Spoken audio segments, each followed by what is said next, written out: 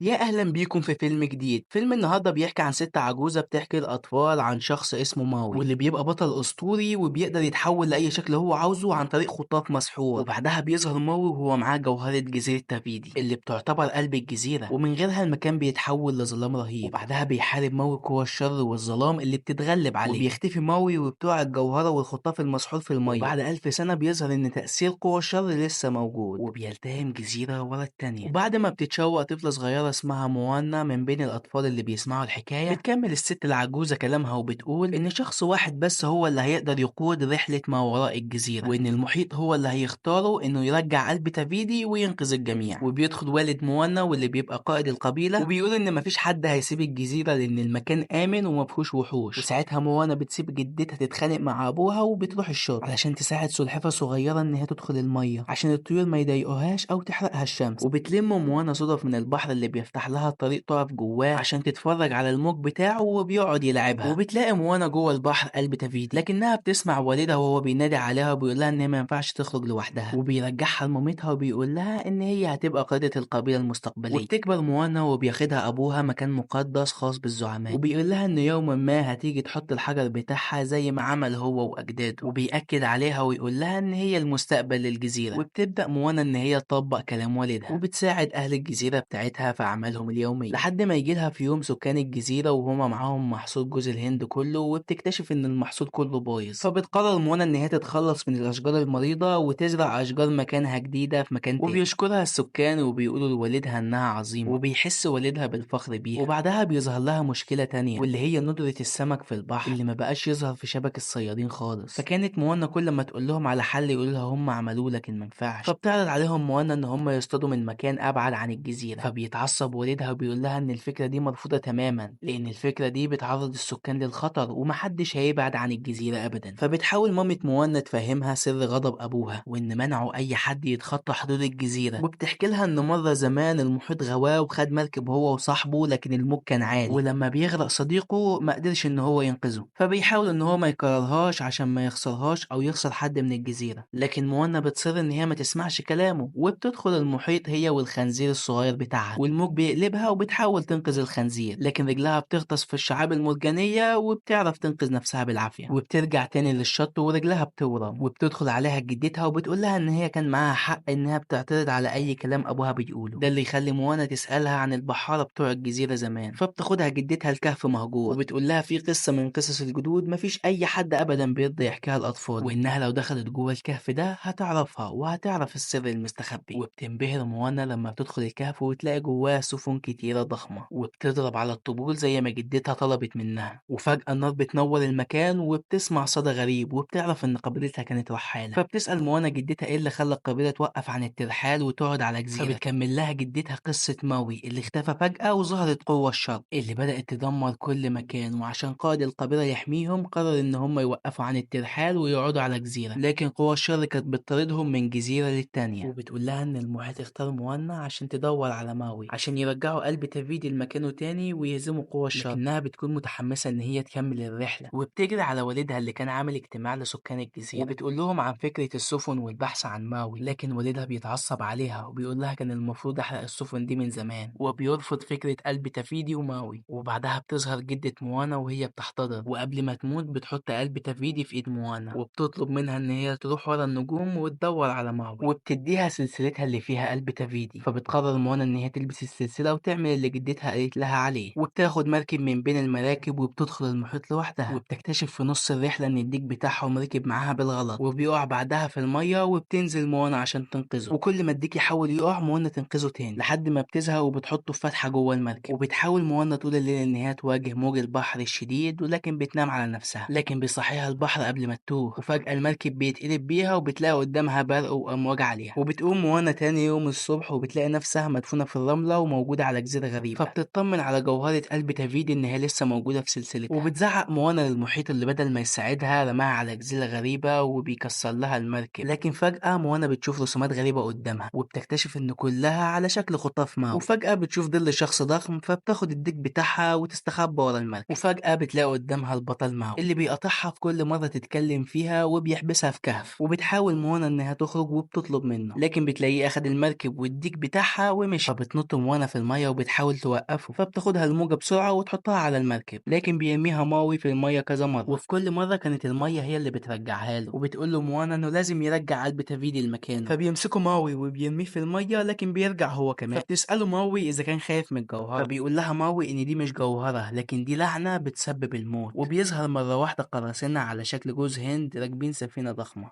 وبيحاول ماوي ان هو يهرب منهم وبيهرب بالمركب بعيد، لكن القراصنة بيقدروا يمسكوا المركب وبينزلوا عليها، فبيحاولوا ان هم يخطفوا قلب تافيدي، لكن الديك بياكلها. فبيخطفوا القراصنة الديك، وبتطلب موانا من ماوي ان هو يساعدها ترجع الديك، لكن ماوي بيرفض الفكرة، وبتنط موانا على السفينة وبتحارب القراصنة لوحدها، وبتاخد الديك وبترجع بيه للمركب، وبيطلع الديك الجوهرة من بقه وبتاخدها منه موانا، وبيبعدوا عن سفينة القراصنة، وبينبهر ماوي من جرأتها، وبيقول لها ان رحلتها خطيرة وهتقابل اكتر من كده بكتير، لكنه بيرفض ان هو يشاركها في الرحلة الانتحارية بتاعتها دي. فبتقنعه موانا وبتقول له انه بالنسبة للناس مش بطل زي ما كان فاكر، وانه واحد سرق قلب تافيدي ولعن الارض اللي بقت بتموت الزرع والبحر اللي بدأ ما يبقاش فيه سمك، وبتقول له انه لو رجع الجوهرة هينقذ العالم كله وهيرجع بطل من تاني. وبيقول لها ماوي ان هو محتاج الخطاف المسحور بتاعه عشان الخطة تنجح. فبتتفق موانا معاه ان هم يرجعوا الخطاف، وبتبدأ الرحلة لتافيدي، وبتطلب موانا من ماوي ان هو يعلمها ازاي تبقى بحارة حقيقية، وازاي تعرف تتحكم في المركب، وازاي تدرس النجوم. وبالليل بتنام موانا وبتحلم بكابوس، وبتصحى مخضوضة وبتلاقي نفسها وصلت لمملكة الوحوش اللي بيبقى فيها الخطاف، وبيطلب ماوي من موانا ان هي تستناه على المركب لان هو هيروح يجيبه بنفسه، لكن موانا بترفض وبتتسلق الجبل. ولما بتوصل موانا لقمة الجبل بتتفتح فجوة وبتنط فيها، وبتلاقي موانا نفسها جوه المية وبتوصل لمملكة الوحوش، وبتترعب لما بتلاقي قدامها كائنات بحرية مخيفة، لكنها بتوصل للخطاف وبتساعد ماوي عشان يقدر ياخده، وبتحاول تشتت ملك الوحوش اللي بيطلع في الاخر كابوريا، وبيمسكها ملك الوحوش وبيستغرب ازاي انسانة قدرت توصل للمملكة بتاعته. وبينجح ماوي بمساعدة موانا ان هم يرجعوا الخطاف، وبيشكرها ماوي على كل اللي عملته معاها، وبيقول لها ان هزيمة قوى الشر صعبة جدا، لكن بتصمم ان هي تكمل الرحلة معاه عشان هي الامل الوحيد لانقاذ شعبها والجزيرة. وفي الطريق بيحكي ماوي قصته وان اهله رموه في البحر وما كانوش عايزين، فاخدته قوة الخير وادت له الخطاف السحري ده وعملوه بطل. وبعدها بيرجع يساعد الناس بالقوة اللي معاه، لكن كل اللي عمله ما كانش كفاية بالنسبة لهم، فقرر ما يساعدش حد تاني ابدا. فبتقول له موانا ان مش قوة الخير هي اللي خلته بطل، لكن افعاله هي اللي خلقت منه بطل. فبيقرر ماوي ان هو يساعد موانا بعد ما اقتنع بكلامها، فبيوصلها وبياخد منها الجوهر، وبيتحول لنسر وبيطير للجزيرة اللي بتحاول تشده عن طريق الحمم البركانية، وبترميه في المية وبتقع منه الجوهر، وبيحاول ياخدها ويرجع للمركب، لكن الموج بيبقى شديد، وبيتحرق خطاف ماوي من النار اللي بترميها الجزيرة، وبيلوم ماوي موانا عشان ما سمعتش كلامه وكملت بالمركب، وكانت عايزة تدخل بيها الجزيرة رغم انه طلب منها انها تلف بيها. وبيرجع ماوي لموانا الجوهرة وبيقول لها ان هو مش هيروح للجزيرة لانه يعتبر نكرة من غير الخطاف السحري بتاعه، وبيتحول ويسيبها ويطير بعيد. وبتقعد موانا تعيط وبتتكلم مع المحيط، وبتسأله ليه اختارها رغم ان هي الشخص الغلط، وبتطلب منه انه يختار شخص غيرها وبترجع له الجوهرة. وفجأة بتاخدها وبيظهر نور في المية، وبتشوف موانا جدتها اللي بتحضنها وبتعيط، وبتقول لها موانا ان هي فشلت في مهمتها، لكن بعد كده بتقرر موانا ان هي ترجع في كلامها وتنزل تجيب الجوهرة من المية تاني، وبتصلح المركب وبتكمل الرحلة لوحدها. وبتروح موانا وبتقابلها قوى الشر المرة تانية، ولكن المرة دي بتلف موانا حوالين الجزيرة وبتقع الجوهرة من ايديها، وبتقع موانا في المية وبيتقلب المركب بتاعها. وفجأة بيرجع لها ماوي يساعدها وبتشكره ان هو رجع لها، وبيواجهوا قوى الشر سوا اللي بتدمر الخطاف المسحور تماما. بتكتشف موانا ان الجوهرة لازم تتحط في قلب قوى الشر، فبترفع الجوهرة لفوق واللي بتنور وبتلفت انتباه قوى الشر اللي بتجري عليها، وبتمشي موانا ناحيتها من غير ما تخاف، وبتحط الجوهرة في مكانها واللي بتتحول قوى الشر لجزيرة خضراء مرة تانية. وبيتأسف ماوي لتافيدي لأنه سرق جوهرتها، فبترجع له الخطاف بتاعه تاني، فبيفرح ماوي قوي بيه وبيشكرها. فبتحضن موانا الملكة بتاعتها اللي بتديها مركب جديد عشان يرجعوا بيه، وبتحضن موانا ماوي وبتودعه، وبترجع لأهلها اللي بيستقبلوها بكل حب، وبيرحب بيها كل سكان الجزيرة اللي بيرجعوا للسفن تاني والترحال بسببها هي بس. وبيخلص فيلم النهارده على كده. لو عجبك الملخص ما تنساش تدعمنا بلايك وتشترك في القناة لو عجبك المحتوى. ولو في فيلم عايز ترشحه يا ريت تنزل تكتب لنا رأيك تحت في التعليقات. وما تنساش ملخص الجزء التاني من موانا اللي هنزله كمان يومين، فتأكد انك مشترك معانا في القناة. وبس، كان معاكم عادل كامل من قناة كشك افلام. اشوفكم في فيلم جديد كمان كام يوم على نفس القناة. هتوحشوني. يلا سلام.